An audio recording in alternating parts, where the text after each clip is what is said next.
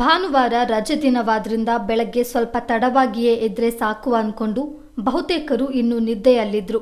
ಗ್ರಾಮೀಣ ಭಾಗದ ಕೆಲ ಮಂದಿ ಆಗಷ್ಟೇ ಎದ್ದು ದೈನಂದಿನ ಚಟುವಟಿಕೆಗೆ ಅಣಿಯಾಗ್ತಿದ್ರು. ಆದರೆ ಕಾಜೂರು ಗ್ರಾಮವೊಂದರಲ್ಲಿ ಸೂರ್ಯ ಉದಯಿಸೋಕ್ಕೂ ಮುಂಚೆನೇ ದೊಡ್ಡ ಸೈನ್ಯವೊಂದು ಮಹತ್ವದ ಕಾರ್ಯಾಚರಣೆಗಿಳಿದಿತ್ತು. ಅದು ಆನೆ ಮಾನವ ಸಂಘರ್ಷದ ಭಾಗವಾಗಿತ್ತು.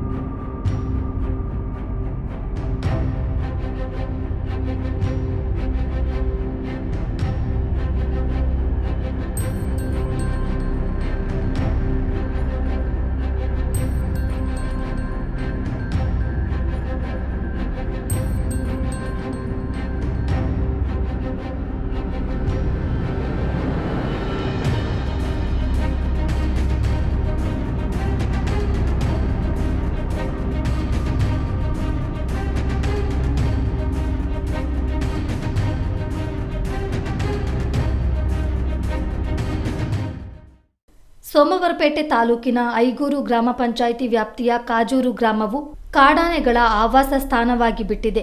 ನಮ್ಮನ್ನು ಕೇಳೋರು ಹೇಳೋರು ಯಾರೂ ಇಲ್ಲ ಅಂದುಕೊಂಡು ಆನೆ ನಡೆದಿದ್ದೇ ದಾರಿ ಎಂಬಂತೆ ರಾಜಾರೋಷವಾಗಿ ಇಡೀ ಗ್ರಾಮದಲ್ಲಿ ಸಂಚರಿಸುವ ಕಾಡಾನೆಗಳು ಗ್ರಾಮಸ್ಥರಿಗೆ ಭಯ ಹುಟ್ಟಿಸಿದ್ದವು. ಆದರೆ ಬೆಳ್ಳಂಬೆಳಗ್ಗೆ ಅರಣ್ಯ ಇಲಾಖೆ ನಡೆಸಿದ ಕಾರ್ಯಾಚರಣೆಯಿಂದಾಗಿ ಕಾಡಾನೆಗಳ ಒಂದು ಗುಂಪು ನಾಡು ಬಿಟ್ಟು ಕಾಡು ಸೇರಿಕೊಂಡಿದೆ. ಕಾಜೂರು ಸಜ್ಜಳ್ಳಿ ಐಗೂರಿನ ಅರಣ್ಯಕ್ಕೆ ಒತ್ತಿಕೊಂಡಿರುವ ಜನವಸತಿ ಪ್ರದೇಶ. ಅಲ್ಲಿನ ಕಾಫಿ ತೋಟಗಳೇ ಕಾಡಾನೆಗಳ ಅಡ್ಡ ಆಗೋಗಿದೆ. ಕಳೆದ 3 ತಿಂಗಳಿನಿಂದ ಕಾಡಾನೆಗಳ ನಿರಂತರ ಸಂಚಾರವಿದ್ದು ಸ್ಥಳೀಯರು ಜೀವ ಕೈಯಲ್ಲಿ ಹಿಡಿದು ದಿನದೂಡುವಂತಾಗಿದೆ.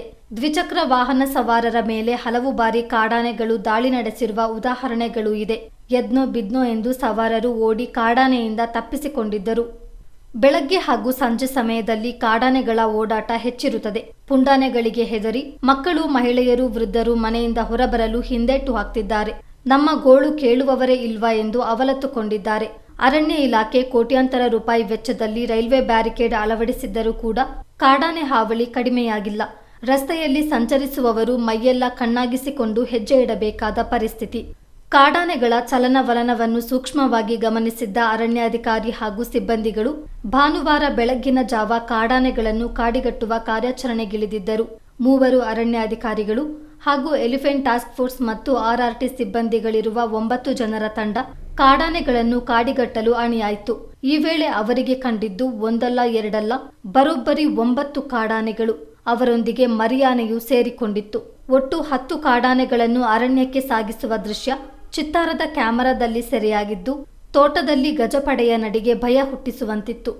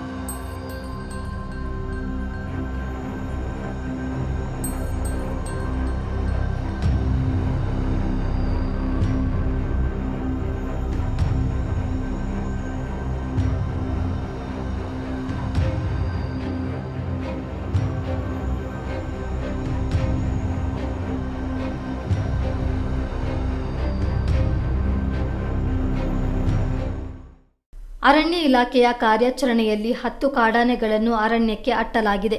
ಆದರೂ ಕೂಡ ಗ್ರಾಮಸ್ಥರು ನಿಟ್ಟುಸಿರು ಬಿಡುವಂತಿಲ್ಲ. ಯಾಕಂದ್ರೆ ಇನ್ನು ಗ್ರಾಮದ 3 ಭಾಗಗಳಲ್ಲಿ ಕಾಡಾನೆಗಳ ಸಂಚಾರವಿರುವುದು ಸತ್ಯ. ಸುಮಾರು 6 ಕಾಡಾನೆಗಳು ಗ್ರಾಮದ ಕಾಫಿ ತೋಟಗಳಲ್ಲೇ ಓಡಾಡಿಕೊಂಡಿದೆ. ಅವುಗಳು ಯಾವ ಹೊತ್ತಲ್ಲಿ ಎಲ್ಲಿ ದಾಳಿ ಮಾಡುತ್ತವೋ ಅನ್ನೋ ಭಯದಲ್ಲೇ ಜನರಿದ್ದಾರೆ. ಮಡಿಕೇರಿ ಸೋಮವಾರಪೇಟೆ ಹೆದ್ದಾರಿಯಲ್ಲಿ ಕಾಡಾನೆಗಳು ನಿರ್ಭೀತಿಯಿಂದ ಓಡಾಡಿಕೊಂಡಿವೆ. ಹೆಚ್ಚಿನ ಅರಣ್ಯ ಸಹಾಯಕರನ್ನು ನೇಮಿಸುವಂತೆ ಸ್ಥಳೀಯರು ಒತ್ತಾಯಿಸಿದ್ದಾರೆ. ಬೆಳಗಿನ ಜಾವ ನಾವು ಕೆಲಸಕ್ಕೆ ಹೋಗೋರು, ಬೆಳಿಗ್ಗೆ 7:30 8 ಗಂಟೆಗೆಲ್ಲ ಆನೆಗಳ ತೊಂದರೆಗಳಿದೆ. ಸ್ಕೂಲ್ ಮಕ್ಕಳಿದ್ದಾರೆ, ವಾಕಿಂಗ್ ಅವರು ಇದ್ದಾರೆ.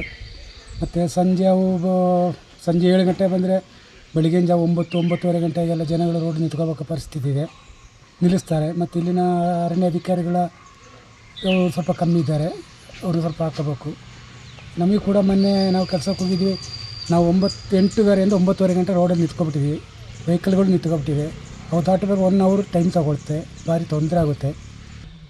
ಆನೆಗಳಿಂದ ಬಲು ತೊಂದರೆ ಆಗ್ತಾ ಇದೆ. ಯಾಕೆಂತೇಳಿದರೆ ಈ ಸೋಮವಾರಪೇಟೆ ಮಡಿಕೇರಿ ಹೆದ್ದಾರಿಯಲ್ಲಿ ಯಾವ ದಿನದಲ್ಲಿ ಯಾವ ಗಂಟೆಯಲ್ಲಿ ಎಷ್ಟು ಹೊತ್ತಲ್ಲಿ ಬರ್ತದೆ ಅನ್ನೋದು ಗೊತ್ತಿಲ್ಲ. ವೆಹಿಕಲ್ಗಳು ಯಾವ ರೀತಿಯಲ್ಲಿ ಓಡಾಡೋದಕ್ಕೂ ಆಯ್ತಾ ಇಲ್ಲ.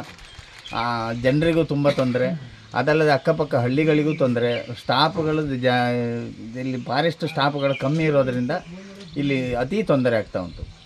ಕಾಡಿನಲ್ಲಿ ಆಹಾರ ಸಿಗದೆ ನಾಡಿನತ್ತ ಬರುವ ಕಾಡಾನೆಗಳು ತನ್ನ ಪಥದಲ್ಲಿ ಮನುಷ್ಯನನ್ನ ಕಂಡಾಗ ರೊಚ್ಚಿಗೇಳುತ್ತವೆ. ಅನಿವಾರ್ಯವಾಗಿ ಕಾಫಿ ತೋಟಗಳನ್ನೇ ಆವಾಸ ಸ್ಥಾನವಾಗಿ ಮಾಡಿಕೊಳ್ಳುವ ಕಾಡಾನೆಗಳು ಬೆಳೆ ನಾಶ ಹಾಗೂ ಮಾನವನೊಂದಿಗೆ ಸಂಘರ್ಷಕ್ಕೂ ಕಾರಣವಾಗ್ತಿವೆ. ಕಾಡಾನೆಗಳಿಗೂ ಆಹಾರ ಲಭಿಸುವಂತೆ ಮಾಡಿ ಇತ್ತ ರೈತರು ಸೇರಿದಂತೆ ಸಾರ್ವಜನಿಕರಿಗೂ ತೊಂದರೆಯಾಗದಂತೆ ಇದಕ್ಕೊಂದು ಶಾಶ್ವತ ಪರಿಹಾರ ಒದಗಿಸುವಲ್ಲಿ ಜನಪ್ರತಿನಿಧಿಗಳು ಹಾಗೂ ಸರ್ಕಾರ ಮನಸ್ಸು ಮಾಡಬೇಕಿದೆ.